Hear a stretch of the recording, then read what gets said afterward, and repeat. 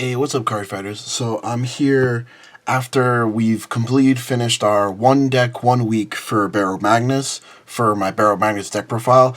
And before we get into it, this is just going to be like really quick, guys. Before we get into the profile, I just wanted to apologize for the slowdown or like lack of content recently.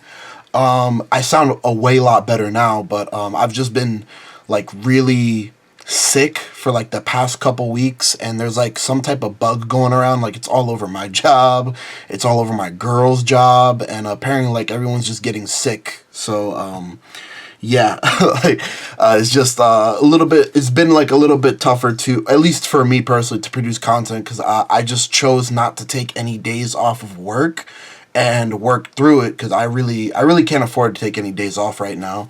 But so something had to give. I guess it was the YouTube side of things, so I just wanted to apologize for that. But yeah, let's get into the profile here. The BAROMAGNES Ride Light with the Pony, because we're still running the grade 1 doll card. And there's no ponies in the main deck. I feel like you only ever need the one pony. Sometimes I don't even have to trigger this, depending on just like the pieces I have. But we're starting off with the order cards here. Still playing 4 copies of Pandemonium Tactics. I've tried the BAROMAGNES order. It's just really hard because you really need a lot of cards to make that order work. Like, sure, after you have combo, and like it's good as just like an extra 5k buff to the front row afterwards. But it doesn't draw you a card. Like, it doesn't soul charge 4 or like soul charge 5 of Amadadine if you have the Amadadine. So like the tactics is just better, because by itself tactics can still just get you 10 cards in soul if you don't have anything else. I'm playing 1 copy of Chalice. I really like Chalice in this list, even though sometimes it does feel a little bit bricky. But I do really like Chalice in this list for the simple fact that with Twin Sword that we can search it out quite easily. And it's like running 1 copy of Persona Ride, but instead I could search it out with Twin Sword and just Persona Ride in my main phase, instead of like normally what I would do is search a PG or like the over trigger from my soul for defense. I would be searching like a ride target, and more often than not, I don't really have that luxury. So this is just really good. Especially since we did bump up the copies of Twin Swords that we are running in this list. 4 copies of Curtis, not much to say here. He's just like your freest form of Soul Charge, and his CB2 ability does actually come up still to this day. Just depends on how much Counterblast you have to blow. Your opponent, generally with this deck, your opponent either tries to rush you down, gives you all the Counterblast you'll ever need, or tries to like play tempo to where they don't want to commit too much because they don't want to lose too much, and they don't really rush you, / they kind of try to damage deny you, but it kind of just doesn't work. You really don't need more than like 2 CB, to be honest. But yeah, getting on to the grade 2s. 4 copies of Evil Eye. She's your counter charger. She's what like makes it to where like your 3 CB plays turn into 2 CB plays, and your 1 CB plays turn into like 0 CB plays. So you still have to run her at 4. The only thing I really don't like is because the on hit really never hits. It's good for pressure, because your opponent never wants this to hit, because they're like, oh, that could be the 1 soul that he needs. Or like if you like triggered an Amadadine or 2, that could be like the 2 or 3 soul that he needs. So more often than not, this is not hitting. Or like when it does hit, it's like irrelevant at that point. On to the rest of the grade 2s. Playing 4 copies of Twin Sword. I know originally I was playing 3. I think at one point like people were like cutting it down to even 2 copies. I bumped it all the way back to 4 because this is the lifeblood of the deck. This is your offensive pressure. This is your defensive pressure. It's like everything you would ever want in a card. Even with Amadadine, it can become a soul charge piece that can fish you other soul charge pieces. So that's why personally I've just bumped it back up to 4. Versus like what I would normally do is take 1 out and like play a Kingly Ludley. But I've been basically like all of last week, I was just like all last week and the week before that, I was just like playing this deck, and even before that I was play testing by myself really hard, and I never really needed the Kingly Ludley. In my opinion, at least, I've never like went like, damn, like I'm really close to deck out, I need that, or like I just need like that really big attacker, because more often than not, Lasher just does that for you, but better. Or not but better, but like just like for no cost. Like you don't have to like mess up the trigger ratios in your deck. You don't have to mess up your soul. Lasher just basically like he's a giant beatstick, and even though he's 2K, he's just like a giant beatstick just because you are on Baromagnes. So 2 copies of Lasher. I wish I could run more. Like in a perfect world, I'd run 3 of Twin Sword and then 3 Lasher. But like then that just like creates like semi brick hands to where it's like I have too many Lashers, and like it sucks when like Chronojet tucks the Lasher on the bottom of your deck. But you know, if you can swing with him like once or twice, he has served his purpose. On to the grade 1s. We're playing 4 copies of the Direful Doll, which is this is like another lifeblood piece of the deck. Like it's an 18k attacker by itself. It increases your soul charges by 1, which means that if you have Direful Doll, Curtis, and Curtis and Tactics, that's your 15 cards in soul right there. Like that's literally 15. I believe it's 15 without the pony. Correct me if I'm wrong. It might be 15 with the pony or like 16 with the pony.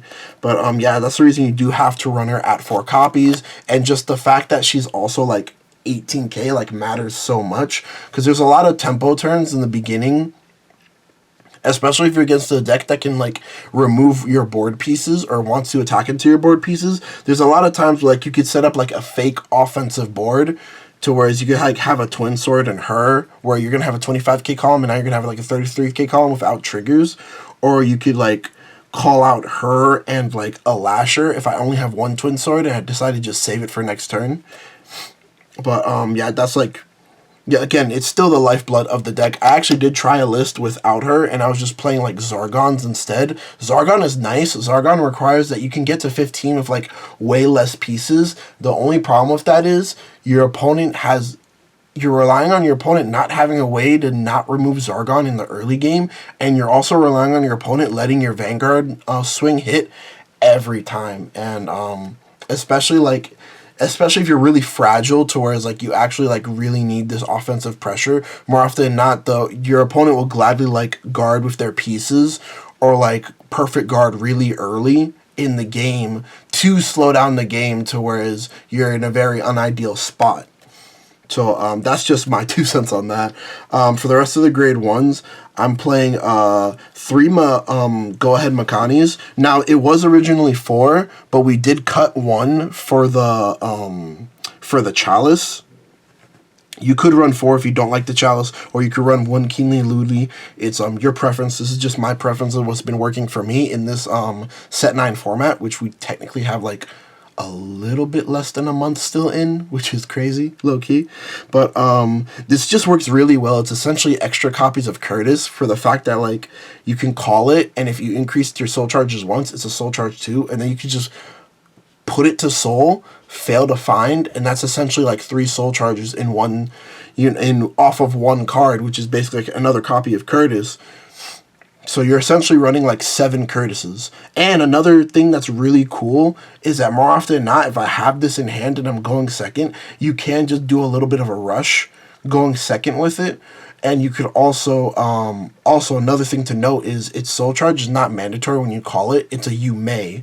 So if this is the only thing you have to call later on in the game and you really don't want to like go through your deck, you could just call it and it doesn't... Like, you can just call it as a booster or an attacker, and you'll be completely fine. But, on to the perfect guards. 3 DPGs, nothing much to say. 1, Elementaria, you really need it for the Stride matchups. There's really not much to say, like, you really do need it for the Jet matchups. 1 Dark States OT. I know a lot of people like in the past were like really like in my opinion, of course, like not knocking their hustle, were really coping hard with the Cray Elemental OT, and I get it, I understand, but like this one is just so much better because if you flip it early, that's just pressure for the rest of the game. Even if you don't flip it early, when you do flip it, you have it for the rest of the game, which is just really game breaking in my opinion, at least. 3 fronts. I was never a believer in draws. I've tried draws on and off like a ton with this build, and more often than not, like, I would either just not check the draw triggers or just draw into the draw triggers, soul charge the draw triggers, and they would just not be shield. They would not be adequate enough shield to survive my opponent's turn. And I never really had, like, an issue like, oh, you would run, like, 6 or 7 draws to see your pieces. I really never had, like, that type of an issue with seeing my pieces just because I run so many. To whereas if I don't see the Amadadine, I can see a combination of cards that get me 15 anyway. Or if I don't see, like, Curtis, I see, like, double Amadadine. I see a combination of cards that can still just get me 15 anyway. But that's my philosophy on it. I use the same philosophy in my old Final Rush Bruce decks, to whereas you don't really want to run draws because draws just kind of deck you out and draws are kind of like not shield, to whereas like fronts are just very valuable shield and can just be that extra offensive pressure that your opponent really just doesn't want you to have. 4 into soul crits. This is actually necessary in this deck because this can just more often than not be a combo piece. An extra soul charge combo piece where you normally wouldn't have one. If you don't have them, you don't have them, but they are getting reprinted, I believe, for a 3rd time in Festival Collection, so I would just wait until then to pick them back up. But 4 into soul crits, they're just like very necessary, at least for BAROMAGNES. 4 regular crits, so we're maxing out on the critical triggers. And then we're playing 4 regular heals. I was never a believer in the effect heals, even like the new ones, towards if your grade is less than your opponent's Vanguard, it's like a 20k, 25k heal or like 20k heal, something like that. But I don't like any of them right now because I feel like right now like the format is like way too diverse to be able to run those heals. Maybe like when set 10 comes out and like people like solidify that like these are like more or less the best decks and these are what people are playing, then like we could like discuss, or like I could just like theory craft into like what heals are the best to play in that type of meta. But right now, in my opinion, like it's just way too diverse. There's way too many decks that are like playable or at least semi-playable, or even there's way too many meta decks that like those effect heals just don't affect at all. To whereas like I've never lost a game because I had a 15k heal, but I've lost a game because I had a 10k effect heal that I couldn't activate its effect. But anyways, guys, that is my BAROMAGNES deck profile. Don't forget to like, comment, and subscribe. Tell me what you thought about it down below. I will be completing I'm in the process of completing the 1 deck 1 week for, what's her name? For Almagestar Unica. I'm in the process of doing that right now. Just bear with me, guys. It's going to be a slight delay in content because I'm also trying to create Battle Spirits content at the same time. I'm trying to create content that's more or less geared to newer players trying to get into the game of Battle Spirits, because I've just been trying to consume as much content about Battle Spirits as I can, and what I've noticed is, at least recently, there is no real videos being created or like guides being created like, hey, this is not like how you play, because I feel like how you play is very basic, and even like the Battle Spirits channel, like their official channel, has to how you play. How you play the game is very basic.